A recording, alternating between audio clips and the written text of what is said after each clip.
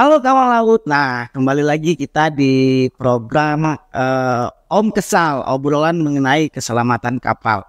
Tapi hari ini itu saya ditemenin sama seseorang yang membuat vibe saya duduk di sini juga terasa berbeda daripada biasanya. Bukan biasa narasumber yang biasa kurang memberi vibe yang gimana gitu. Tapi emang kali ini narasumber yang telah menemani saya itu memang berbeda. Kepala Kantor KSOP Badan Siapi Api Kapten Faisal. Cap, kabar hari ini Cap? Alhamdulillah kabar baik, sehat. Semangat ya Cap. Tetap semangat. Jadi Cap, hari ini kita ngobrolnya seputar tentang SDM, Jadi sebenarnya yang saya bahas ini Cap, isu dari kebanyakan yang dialami karyawan terhadap mungkin perusahaan, pegawai terhadap pimpinannya. Jadi kan kalau saya mengamati secara kulitnya saja, tidak secara mendalam. Dan saya mungkin di sini yang saya tanyakan ini bukan berarti saya curhat tentang yang saya alami, Cap. Jadi kebanyakan yang saya perhatikan, ini asumsi saya pribadi ya, Cap. Pimpinan itu hanya misalnya nih Cap, di satu perusahaan itu ada 50 pegawai. Dan pimpinan itu dekatnya sama 5 orang saja yang dianggap mungkin satu selera atau satu hobi dah ya.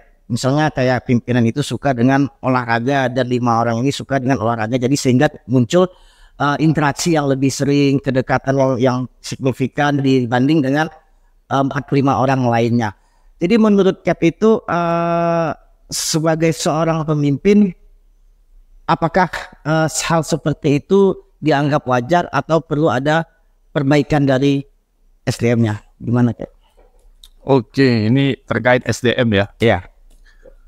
Terima kasih ya. Yang pertama saya sampaikan sudah bersedia mengundang saya untuk sedikit banyak bercerita tentang SDM ya, sebagaimana pengalaman yang sudah saya lakukan ya di berbagai pekerjaan. Karena kalau ngomong kerja memang kita dari sekolah pelayaran itu cepat ya kerjanya. Jadi mungkin setelah lulus S1 gitu, usia 20-an kita udah kerja. Udah kenal dengan dunia kerja. Jadi kalau dunia pelayaran memang boleh tanya sama yang alumni pelayaran ya, itu biasanya jarang ada yang nganggur. Biasanya langsung kerja gitu ya, cepat ya. Bahkan di kadet pun juga sudah dapat uang saku. Nah, dengan banyaknya pengalaman dunia kerja itu, jadi kita juga banyak berinteraksi dengan macam-macam lingkungan kerja. Ada berbagai macam pimpinan juga yang kita temui. Nah, jadi kalau kita kaitkan dengan pertanyaan bagaimana sih pimpinan yang condong ke beberapa teman yang memang satu frekuensi ya, kalau kita bisa bilang begitu. Saya rasa memang itu wajar ya, manusiawi. Tapi hanya saja kita sebagai pimpinan nggak boleh lupa bahwa kita punya target. Ya. Kita punya target, kita punya tujuan yang memang itu sudah ditentukan di awal tahun, biasanya dalam seperti kalau di kita itu di Kementerian Perhubungan kan kita punya Stranas misalnya, atau yang kinerja ini. Untuk pencapaian target misalnya untuk penerimaan negara bukan pajak atau hal-hal lain yang sifatnya isu-isu strategis ya, misalnya bukan Stranas ya, apa sih namanya, lupa ya. IKK benar. Ya, itu IKK, indeks kegiatan ya. Itu ada ya, atau kalau dulu IKU misalnya itu namanya. Nah, maksud saya pimpinan itu memang harus terus berpatokan ke sana. Sehingga kalau 5 orang yang dia pegang ini bisa mencapai target itu, apalagi dia bisa mengembangkan, katakanlah tadi 50 pegawai gitu misalnya. Kalau 50 ini kita betul-betul optimalkan, mungkin bukan hanya target yang dicapai gitu, tapi ya bahkan bisa kelas kantor ini mungkin bisa naik gitu, bahkan atau kita juga kalau kita ambil lebih luas, maka para pengguna jasa kita mungkin bisa kita edukasi sehingga mereka juga bisa mendapatkan melampaui target-target dari perusahaannya dia gitu. Sehingga keberadaan kita di satu daerah itu memang harus bisa, selain juga memenuhi target dari kementerian, kita juga bisa mengedukasi masyarakat sekitar untuk menjadi juga lebih baik. Berarti memang wajar ya, memang di setiap lembaga atau instansi itu memang kedekatan itu tidak merata kepada semua pegawai.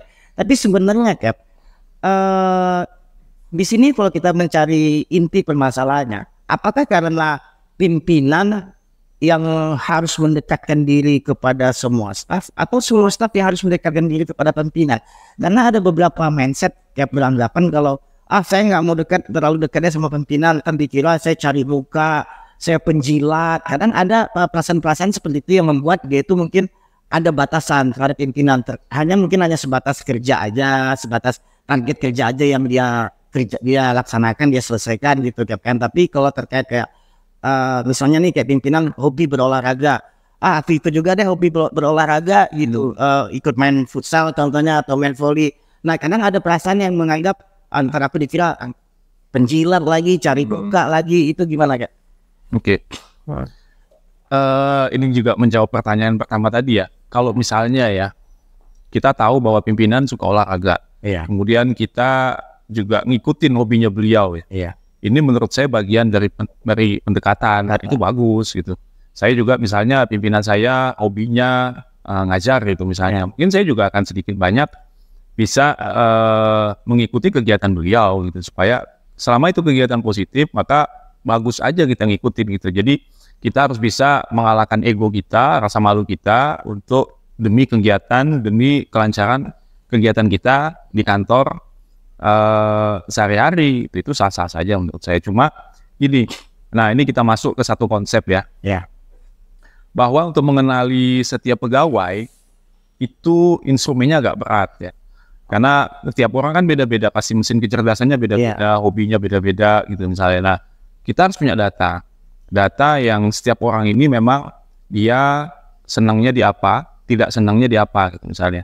Nah saya rasa memang pimpinan pasti beda-beda gayanya ya, stylenya pasti metodenya beda-beda. Nah beda-beda. Nah kalau di kita di KSO Pimbagan kemarin kita sudah melaksanakan tes Stephen, tes sidik jari, sensing, thinking, feeling, instinct, intuiting dan instinct. Jadi ada 6 jenis. Iya ada 6 ya. Jenis kategori. Sensing, thinking, feeling, instinct, Stephen. Sensing, thinking, feeling, intuiting, dan instinct. Oh ya. Ada 5 dong ya? 5 ya. Nah ada 5 mesin kecerdasan. Nah dari KSO Pimbagan semuanya sudah kita tes dan hasilnya juga sudah keluar dan saya sebagai pimpinan sudah pegang datanya. Sehingga saya bisa memaksimalkan potensinya mereka. Mana yang hobi olahraga, mana yang tidak hobi olahraga, tapi dia berusaha untuk mengikuti hobinya pimpinan. Ini juga kita apresiasi. Jadi misalnya ya, sensing itu kekuatannya ada di memori dan otot, ya. Otot dan daya ingat dan otak gitu misalnya. Dan dia hobi olahraga, cocok gitu. Dan dia hobi gerak, cocok. Ada juga yang feeling gitu misalnya. Nah feeling ini kan cinta, chemistry-nya gitu misalnya. Tidak terlalu hobi dengan olahraga. Atau anak insting juga tidak terlalu senang dengan olahraga gitu misalnya. Karena kan insting, daya hayal, kemudian dia imajinasi yang lebih kuat. Tapi dia berusaha mengikuti hobinya pimpinan, yang sensing gitu. Betulan saya sensing. Jadi, nah ini patut kita apresiasi gitu misalnya. Bukan berarti kita jatuhkan gitu, kamu kan nggak kuat loh di otot gitu, ngapain sih olahraga gitu. Nah jadi upaya-upaya staf untuk mendekat ke pimpinan ini juga sebuah prestasi yang menurut saya yang bagus gitu dan bisa jadi nilai tambah. Kenapa? Karena kita sebagai pimpinan memahami mesin kecerdasannya dia gitu, tapi dia berusaha menghilangkan egonya, menghilangkan malunya untuk berusaha bersilaturahmi. Nah ini sebuah nilai yang bagus banget.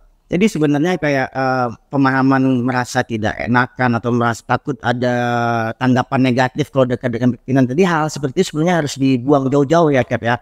Sebenarnya juga kalau sebagai staff juga perlu memperhatikan apa kesenangan dari pimpinan. Jangan hanya sebagai staff itu inginnya diperhatikan, inginnya diikuti, diturutin gitu. Jadi harus ada komunikasi dari dua arah supaya dapat silaturahmi dengan baik ya Cap ya. Iya betul. Nah, tadi Cap ada menjelaskan tentang Stephen menentukan sistem kecerdasan, tapi nanti ada nanti saya tanya lebih jauh, kita kupas tuntas mengenai Stephen ini ya Cap. Mungkin Cap juga bisa memberikan informasi yang bagaimana cara melakukan Stephen, siapa sih yang bisa melakukan Stephen, atau semua orang bisa ngetek Stephen kapan aja dan di mana aja. Mungkin nanti kita bakal kupas lebih detailnya, Cap. Yang saya mau tanya lagi, Cap, ini kan kita berada di peradaban yang era digitalisasinya itu semakin pesat, meningkat, semakin canggih ya, Cap. Jadi ada mungkin pemikiran pegawai ini lebih berorientasi kepada hasil daripada proses. Nah, jadi Cap, saya membahas mengenai disiplin. Disiplin itu di era digitalisasi ini kan semua melalui sistem online, aplikasi yang tidak harus face to face memberikan pelayanan gitu, Cap. Apakah peran disiplin ini masih menjadi tolak ukur atau kedepannya bakal menghilang disiplin ini menjadi remote working yang kerja di jarak jauh yang penting berorientasi dari hasil? Itu gimana, Cap? Oke. Memang dua hal ya yang perlu kita tetap berdayakan ya di zaman apapun lah ya. Karena saya sering membaca bahwa seperti Pak Mutaryadi itu ya, pemilik Lipo Group gitu ya, dia juga sejak zaman dahulu kala dia juga menerapkan disiplin dan profesional dalam kehidupan sehari-hari sehingga bisa berhasil. Nah, apakah zaman berubah? Tidak. Orang yang disiplin dulu sukses saat ini. Orang yang disiplin saat ini pasti akan sukses di kemudian hari. Nah, kemudian kalau kita kaitkan sama digitalisasi, maka digitalisasi sekarang menjadi sebuah era. Kalau tahu, Mas Awi tahu kan Gen Z itu lahir di mana sudah terjadi reformasi digital. Jadi mereka lahir di mana internet itu speednya sudah demikian kencang. Jadi mereka inilah yang nantinya ke depan ya akan mengelola negara kita. Nah, dengan konsep apa? Pasti dengan konsep sebagaimana latar belakang mereka pada saat lahir sampai mereka besar dan menggunakan internet pastinya. Nah, kalau mereka tidak disiplin dengan internet ini, maka boleh jadi internet ini bukan menjadikan nilai tambah bagi mereka, atau bahkan sebaliknya, gitu. Ini yang berbahaya. Nah, maka kita yang sudah generasi tua, itu generasi baby boomer, kalau saya kelahiran 79, maka saya yang bisa mendirect mereka gitu, untuk tolong gunakan internet dengan sebaik-baiknya. Tolong manfaatkan digitalisasi untuk menambah nilai tambah, memberikan nilai tambah. Tolong gunakan sistem-sistem pelayanan yang ada untuk mempermudah, mempercepat pelayanan. Gitu. Nah, konsep ini yang kita harus terus awasi, terus pantau. Itu tugas pimpinan untuk memastikan bahwa digitalisasi berjalan dengan baik dan SDM yang di belakangnya juga mendapatkan manfaat dari digitalisasi itu, serta pengguna jasa pastinya ya merasakan manfaat. Jadi saya ada mungkin mendapatkan informasi juga terkait Gen Z ini. Jadi Gen Z ini mungkin dinilai lebih manja karakternya, tidak bisa mendapat under pressure baik dalam kerja ataupun dalam aktivitas, kayak mudah lebih cepat menyerah lah dibanding generasi-generasi sebelumnya. Tapi kalau menurut saya kalau ada dibiarkan atau kita memang harus memaklumi, mentoleransi terhadap sikap dari Gen Z yang sekarang ini ya, Cap. Kalau memang mentoleransi, gimana dengan generasi selanjutnya? Apa enggak semakin lebih manja lagi? Karena kan pasti generasi selanjutnya kayak generasi Alpha ya, Cap. Yang mungkin semuanya itu mungkin lebih robotik, lebih instan lagi, apa-apa lebih instan. Jadi kalau saya rasa perlu ketegasan nggak sih, Cap, membentuk karakter Gen Z ataupun Alpha yang sekarang ini, Cap? Sedikit saya tambah lagi, Cap. Maaf, tegas tapi bukan berarti kita kejam. Kita hanya pengen mereka itu lebih disiplin kayak Cap. Iya. Mana? Kalau itu makanya tadi saya bilang tugasnya pimpinan itu adalah mengarahkan, kemudian memetakan potensinya, gitu. Itu yang lebih penting menurut saya. Karena Gen Z pun ya, walaupun mereka agak lembek, gitu, misalnya daya juangnya kurang, gitu. Tapi bukan berarti mereka ini tidak punya kemampuan lain. Nah, kemampuan lainnya apa? Mereka condong lebih kreatif, ya. Terus ya lebih mudah. Artinya dia punya kemampuan itu sama dengan kebanyakan Gen Z yang lain di luar. Yang itu kita butuhkan. Kan kita mau menerapkan satu kebijakan. Kita baby boomers menerapkan kebijakan kepada Gen Z.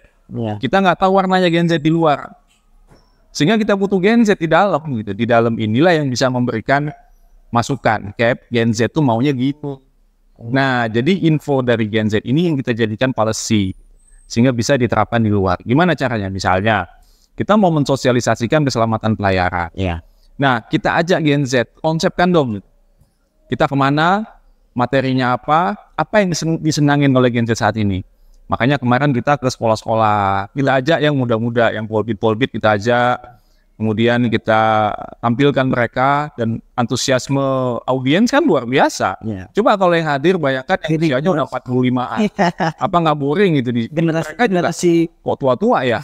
Pegawai Sabandar gitu. Nah, jadi disitulah kita manfaatkan bahwa Gen Z ini juga bisa memberikan peluang, memberikan kontribusi apabila pimpinannya itu bisa melihat itu sebagai peluang, itu bukan masalah aja yang kita lihat sebagai kesehariannya mereka.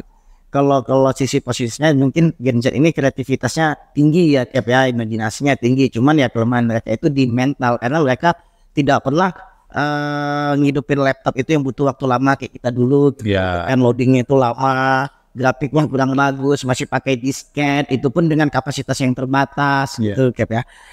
Jadi kurang daya jual lah. Makanya saya beranggapan tadi kayaknya perlu ketegasan dari generasi sebelumnya untuk membentuk karakter mereka itu lebih kuat. Menurut saya sih, Cap.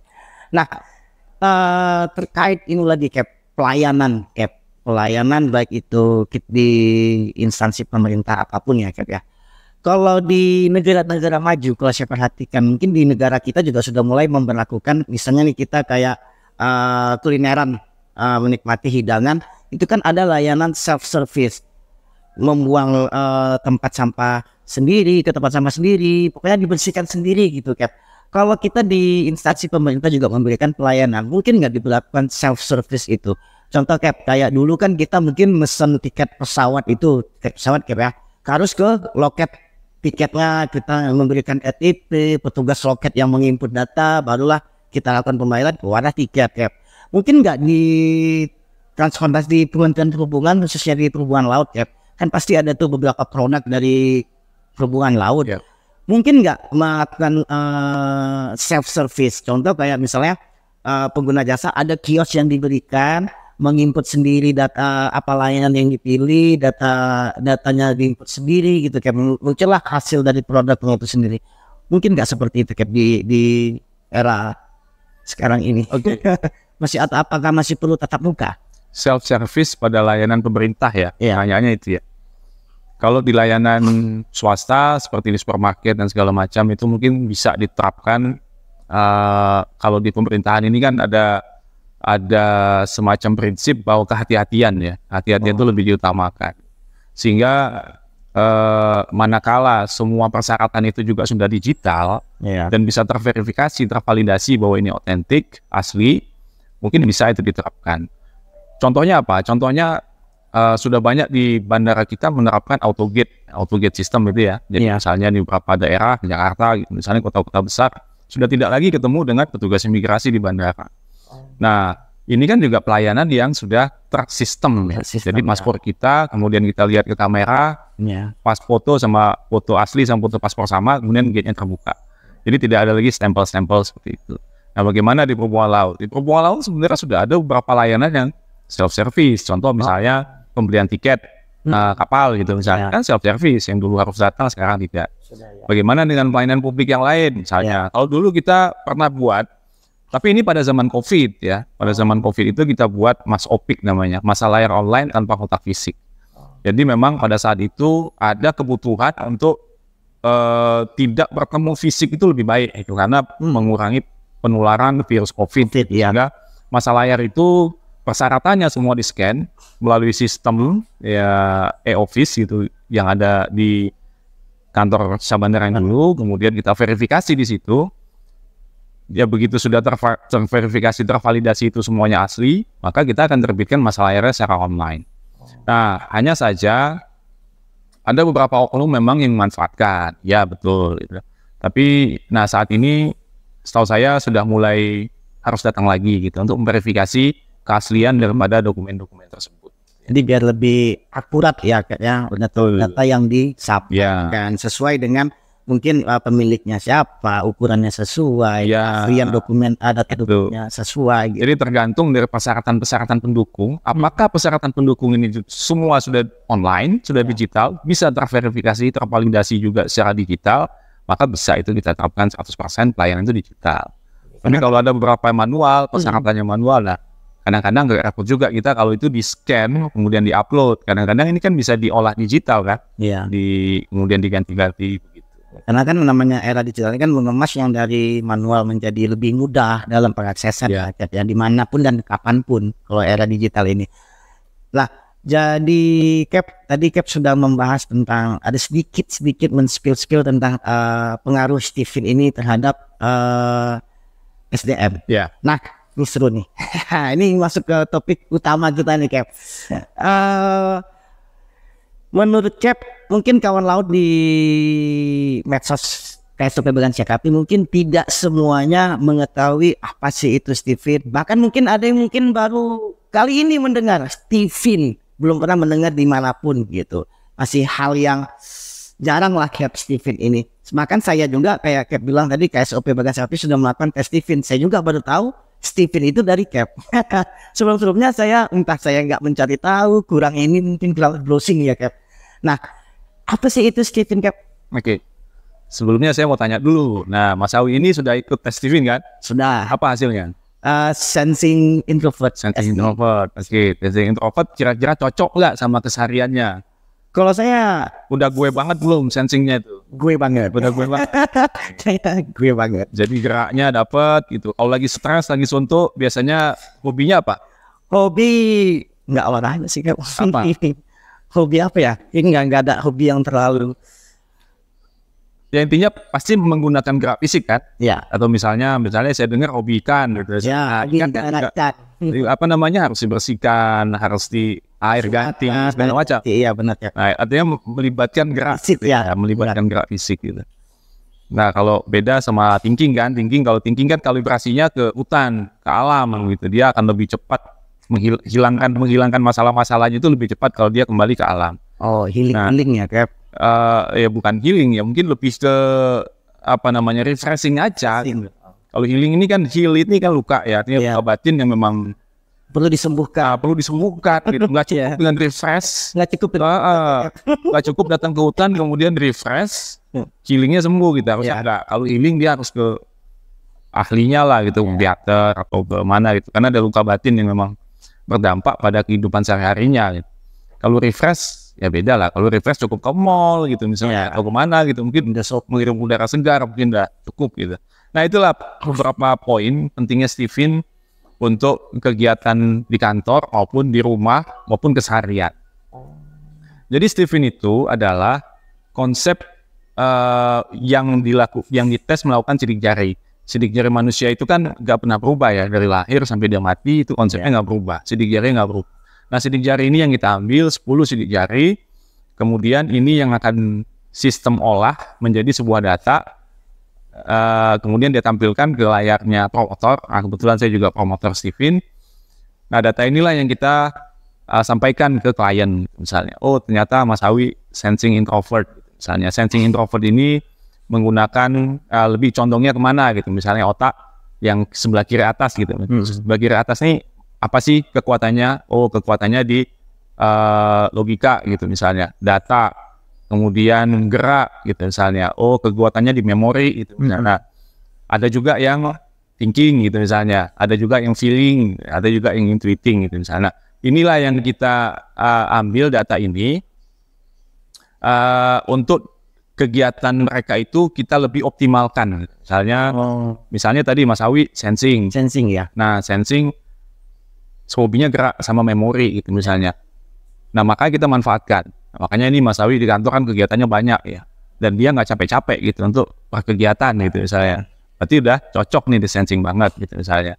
Nah ada nggak yang sensing tapi nggak gerak-gerak gitu misalnya.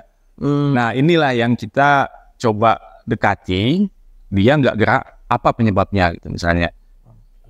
Ini yang menjadi tugasnya pimpinan itu di situ. Gitu. Makanya konsep Stephen ini sangat penting dan sangat perlu gitu, untuk kenali setiap pegawai yang ada. Gitu. Karena jujur aja kalau kita ngomong waktu ya, kita di kantor kan cuma jam 8 sampai jam 4:30 kurang lebih ya, dipotong istirahat. Berarti kurang lebih 8 jam. Sisanya gimana? 16 jam kita ada di luar ya. Nah tapi 8 jam di kantor itu bisa memberikan nilai tambah sehingga 16 jam di luar kecenderungannya itu tetap sama dengan kantor. Makanya itu tadi, Steven ini memang dia fenotipnya aslinya 100% terdiri dari 20% genetik, 80% lingkungan. Jadi yang genetiknya, yang bawaan lahir itu cuma 20%. Sensingnya Mas Awi sama sensingnya saya mungkin berbeda. Kenapa? Karena latar belakang pendidikan berbeda, usia beda, golongan darahnya berbeda, kemudian kita dibesarkan di mana, orang tuanya siapa dan segala macam itu juga beda gitu. Sehingga pasti berbeda outputnya antara sensing Awi dan sensing saya gitu. Tapi yang 20%-nya itu sama. Hobi kita gerak, hobi kita memori, kemudian hobi kita healingnya kita itu teringat gitu, misalnya bermain. Nah, hobi kita itu sama. Berarti emang hal-hal yang mendasari dari sensing itu tetap sama ya? Tetap sama. Walaupun tidak, misalnya ada 10 nih kategori sensing, setengahnya itu tetap sama karena tipe 20%. 20%. Nah, 20%-nya itu sama. Tapi yang 20% inilah yang akan mempengaruhi lingkungan yang 80%. Kenapa tadi seperti pertanyaan yang di awal? Oh, pimpinannya hobi olahraga. Dia condongnya bermain dengan teman-teman yang hobinya juga olahraga. Nah, artinya apa? Artinya 20% itu berkontribusi terhadap 80% terhadap lingkungan. Dia akan mencari teman-teman yang orang-orang yang hobinya olahraga juga, yang hobinya berkeringat juga gitu. Bukan berarti dia mengabaikan tugas yang lain. Nah, di balik disiplin juga harus ada profesional. Jadi walaupun dia sensing, sama-sama sensing, dia nggak boleh mengabaikan yang lain. Nah, itulah tugas pimpinan, harus semua bisa di manage, ya, dioptimalkan mesin kecerdasannya masing-masing. Nah, yang repot apa? Yang repot kita sebagai pimpinan, datanya kita nggak pegang. Data si A, si B, si C ada 45 atau 100 atau 200 pegawai kita nggak pegang. Sehingga kita nggak tahu. Misalnya nih ya, orang thinking itu cepat. Apa aja diperintahkan orang thinking itu cepat. Kemudian yang kedua, orang thinking itu detail, semuanya dipikir. Tapi di dalam kerjaan juga bagus gitu misalnya. Nah, ini kita kurang manfaatkan gitu. Misalnya kita tempatkan di bagian-bagian yang arsip gitu misalnya. Nah, bagian-bagian yang membutuhkan kecepatannya itu memang lambat. Nah, kan kasihan. Artinya coba kita carikan posisi-posisi yang memang membutuhkan ketingkingannya dia misalnya. Nah, jadi itulah kenapa Steven ini menjadi salah satu solusi ya bagi pegawai, bagi instansi pemerintah, khususnya untuk mengenali, memetakan, serta memaksimalkan mesin kecerdasannya untuk meningkatkan kinerja. Berarti ibaratnya kalau dia itu ditempatkan di posisi yang tidak sesuai dengan, kalau anak sekarang bilang bukan passion gue, bukan passion gue. Nah, kawan laut, itulah pentingnya kita berada di lingkungan yang tepat ya Cap ya. Kayak orang tua saya pernah bilang gini, kalau kamu berteman sama penjual parfum, kamu ikut lagi. Kalau kamu berteman sama perampok, kamu ikut perampok. Jadi itulah pentingnya memilih lingkungan yang tepat dalam kehidupan. Nah, jadi Cap, tadi kan Cap bilang menentukan Steven itu dari 10 sidik jari. Misalnya nih, saya melakukan tes di tahun 2024 hari Cap.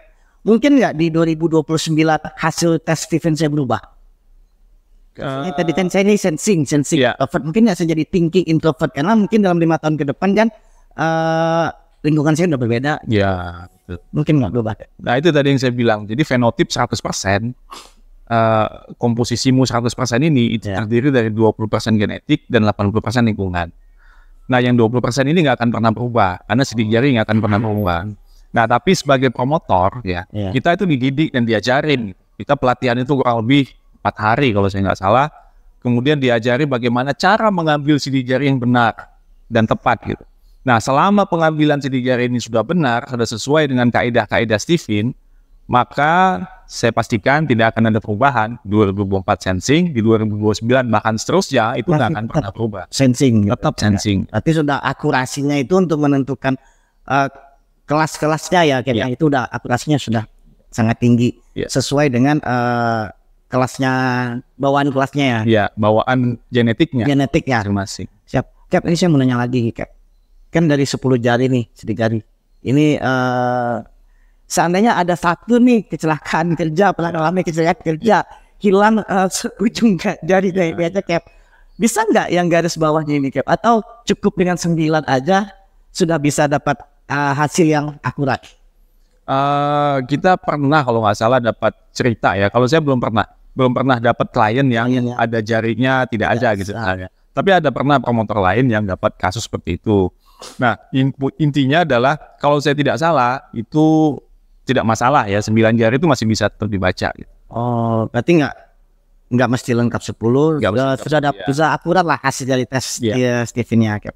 Terus tadi saya juga pengen nanya kenapa orang harus melakukan tes Steven. Tadi Cap sudah menjelaskan. Saya rasa memang sangat penting untuk mengetahui sistem kecerdasan dari setiap orang. Jadi lebih maksimal dalam membentuk atau meningkatkan potensi dirinya ya Cap.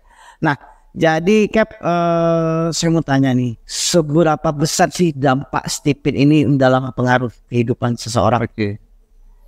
Oke, saya kenal Steven ini sebenarnya sudah lama, sejak 2009 atau 2010-an ya sudah kenal Steven, dan anak-anak saya sama istri sudah saya teskan Steven semua. Dampaknya sangat besar, manfaatnya juga sangat besar. Kenapa? Karena saya punya anak 4 ya, 4-4 ini berbeda mesin kecerdasannya. Misalnya yang satu insting ya, anak saya nomor 3 itu insting. Nah insting ini, dia kalau lagi ngambek, kalau lagi punya masalah, ini nggak bisa kita bentak gitu. Kita marahin, itu nggak bisa. Itu sampai besok pagi dia akan nangis dan dia nggak akan nurut gitu. Gimana caranya dekatin anak insting? Anak insting ini didekatin dengan hati gitu, dengan kelembutan gitu. Misalnya, dia susah bangun tidur pagi. Setiap pagi dia harus dimarahi untuk bisa bangun pagi. Itu dia bukannya bangun. Dia malah tidur lagi dan memberontak. Gitu. Kalaupun dia bangun pasti akan marah-marah. Gitu. Sampaikan saja ke dia bahwa kalau misalnya nggak bangun, nanti saya akan terlambat. Saya kalau terlambat, mungkin gaji saya akan dipotong. Kalau gaji saya dipotong, mungkin kita akan kesulitan untuk makan. Nah itu akan lebih cepat dia. Dia akan secara sadar bangun, mandi, kemudian ganti baju dan paling cepat. Nah, sebelum saya tes Steven, saya marahin. Saya samakan dengan yang lain. Kalau yang lain nggak bangun pagi, saya marahin, saya maki-maki. Nah, ini juga sama. Ternyata outputnya beda. Yang satu bisa nurut dengan dimarahin, yang satu nggak bisa. Gitu. Nah, itulah gunanya tes Steven. Jadi kita pendekatan ke anak pun juga berdasarkan mesin kecerdasannya. Berdasarkan nalurinya dia. Gitu. Nah, ini yang penting untuk ditemukan Ali. Nah, kalau kaitannya sama di kantor, bagaimana? Nah, kantor juga sama. Kantor ini kan juga terdiri dari sekumpulan manusia yang punya mesin kecerdasan beda-beda. Kalau misalnya ada 1-2 staff yang tidak disiplin gitu, misalnya kinerjanya kurang. Nah ini yang jangan disamaratakan gitu misalnya. Saya bisa marahin Nawi, saya tegur. Kalau kamu tidak berkinerja, gajimu saya potong loh. Orang sensing, apalagi introvert, takut. Ibu pun dipotong jangan. Kenapa? Nah kalau dia SE, sensing and extrovert beda lagi. Saya akan iming-imingi dia, misalnya, kalau kamu kinerjanya baik, kemudian kantor ini PNBP-nya meningkat, atau daya serapnya meningkat, maka mungkin namamu akan dikenal loh sama teman-teman di pusat, mungkin kamu akan dipromosikan loh. Gitu. Itu akan memotivasi dia untuk bekerja lebih giat. Nah kalau introvert, saya akan ancam dia, gitu. Gajimu akan saya potong, nilaimu akan saya kurangin, gitu. Dan dia akan berkinerja lebih semangat lagi. Gitu. Nah inilah yang saya maksud untuk menemukan Ali, kemudian mentreatment para pegawai itu sesuai dengan mesin kecerdasan masing-masing. Di rumah juga sama. Jadi berawal dari rumah, kemudian karena manfaatnya saya rasakan sangat besar, saya coba terapkan di kantor. Di beberapa kantor juga saya lihat manfaatnya juga sangat banyak.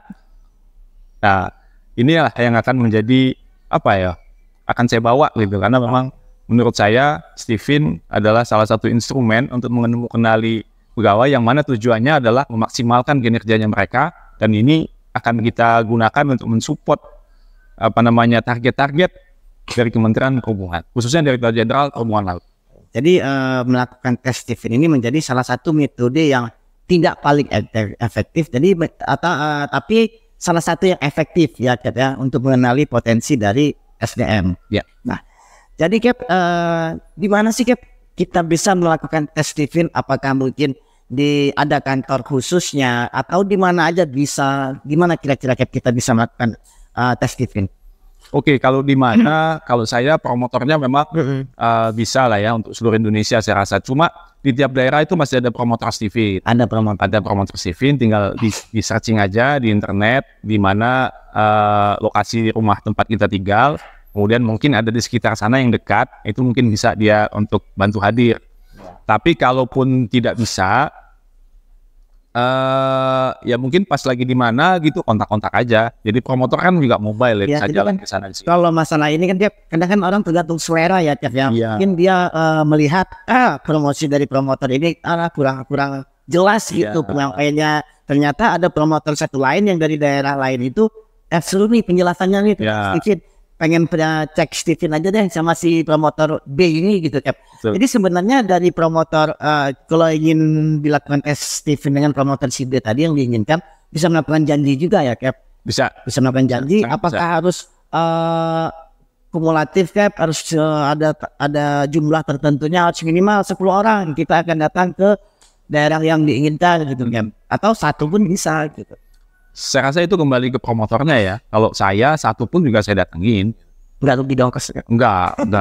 Kalau saya memang saya melihat manfaat Stevin ini bukan untuk saya ya, untuk yang bersangkutan gitu. Jadi klien dengan dia tahu mesin kecerdasannya dia, saya harapkan dia akan lebih banyak lebih paham dengan dirinya gitu.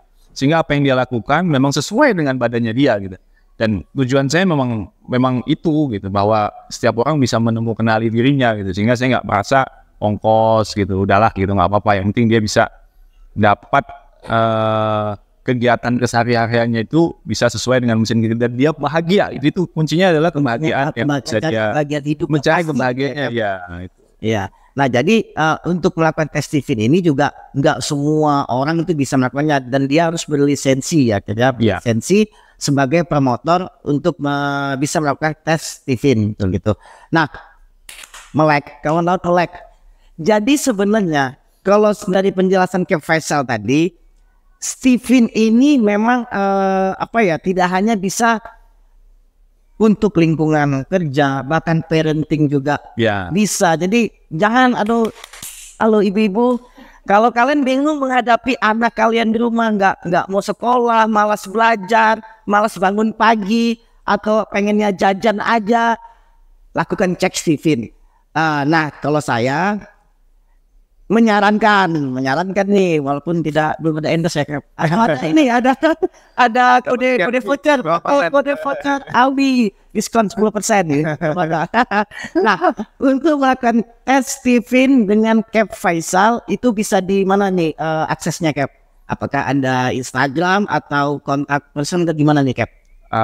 Nanti kita akan buat. Kalau sekarang memang belum ya, karena posisinya masih mobile. Tapi kalau untuk di wilayah Bagan Sapi Api, Surabaya, saya siap ya untuk tes di mana saja. Nanti nomor HP saya bisa tulis di bawah. Ya, tapi sepertinya bisa berbisnis nih, Cap.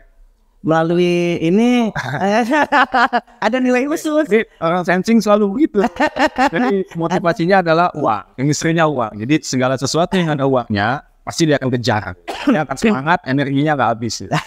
Jadi kan kalian lihat sendiri kan, untuk sekarang belum ada akses khususnya untuk menghubungi Cap Faisal. Jadi kalian bisa melalui medsosnya KSOP Bagan Sapi Api. Pasti kami balas dan kami tanggapin. Baru kami khususkan ke Cap Faisal.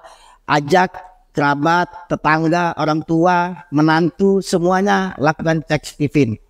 Oke, Cap, saya rasa mungkin selanjutnya kita bisa membahas lebih dalam, lebih detail, kayak berdasarkan kelas-kelas Stevin-nya, kayak sensing itu kita kupas tuntas, thinking kita kupas tuntas. Ini kan kita hanya secara garis besarnya apa sih manfaat dari Stevin itu, pengaruh Stevin terhadap kehidupan sehari-hari ya, Cap.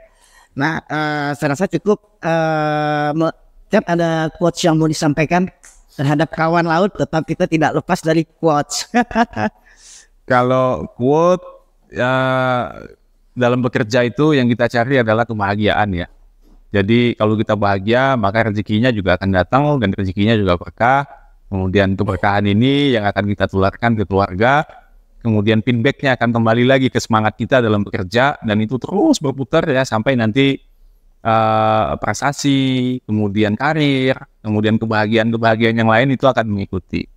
Jadi kenali dirinya, maksimalkan potensi yang ada, dan raih cita-cita tertinggi.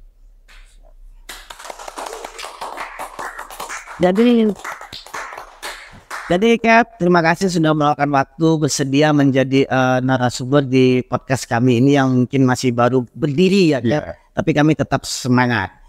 Sedikit penjilat lah. Di mana cari pemimpin seperti ini? Sedikit penjilat. Dari muka dikit tipis. Ya Cap, terima kasih. Ya, sama-sama Mas Awi. Semoga selalu bahagia. Amin.